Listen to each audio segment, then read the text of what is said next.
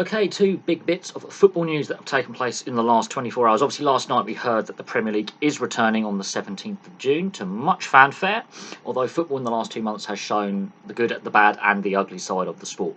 Now, all 92 games will be broadcast on TV or the internet, so you have your choice of Amazon, Sky, BT and BBC. Yes, the BBC will have 4 free games.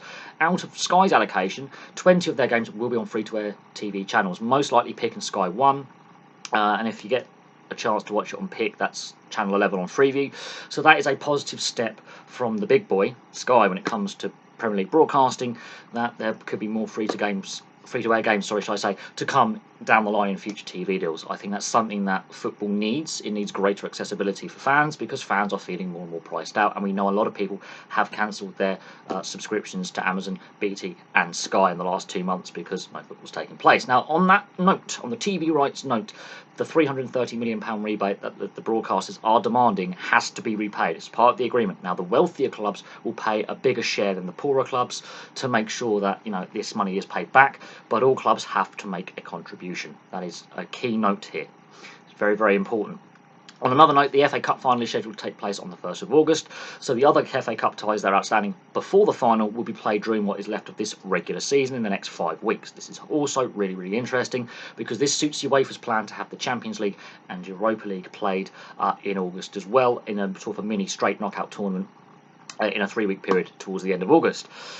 La Liga is also returning on the 11th. The first game will be Real Betis versus Sevilla. That is a big game in Spanish football. Yes, there are more teams in Spain than just Barcelona and Real Madrid. And yeah, that is a real heated derby that has real deep-seated roots in hatred.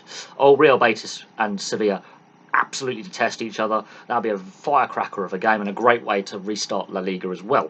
So that's the second bit of news. Now, La Liga is returning as well, which is going to put pressure on Serie A to make a decision whether to return or to do what the French league did and just cancel the season. Obviously, the German league has got a couple of weeks ahead of these two leagues and will most likely be finished by the time the Premier League and La Liga really get into the death knells of their seasons, and most likely Bayern Munich will be champions.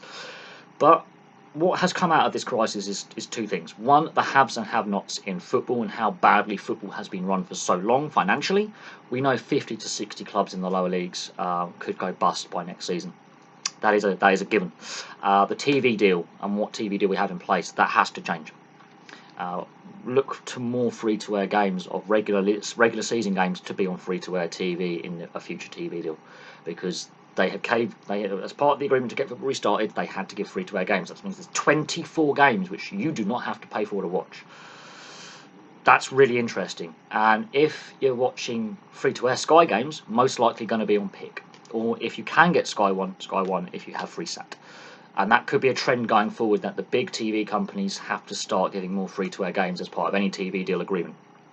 What happens with the lower leagues is going to be really, really interesting going forward next season as well, and how they also decide promotion, relegation and final league finishing positions, most likely points per game. We could see legal challenges over how they decide the lower league seasons as well.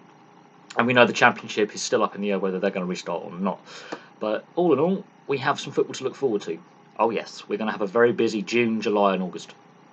Very, very busy. It'll be interesting to see what happens with the Champions League and Europa League, as they're all on BT Sport. It'll be very, very interesting how those TV rights are handled. Now, we know the finals of both the Europa League and Champions League are available on YouTube through BT Sport, but a lot of people have cancelled their subscriptions to BT and Sky.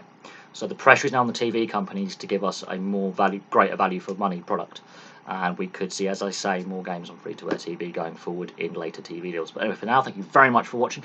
Place your thoughts below. Obviously, Liverpool are running away with the Premier League at the pause and look very likely to win the league within the first 2 or 3 games of the season resuming.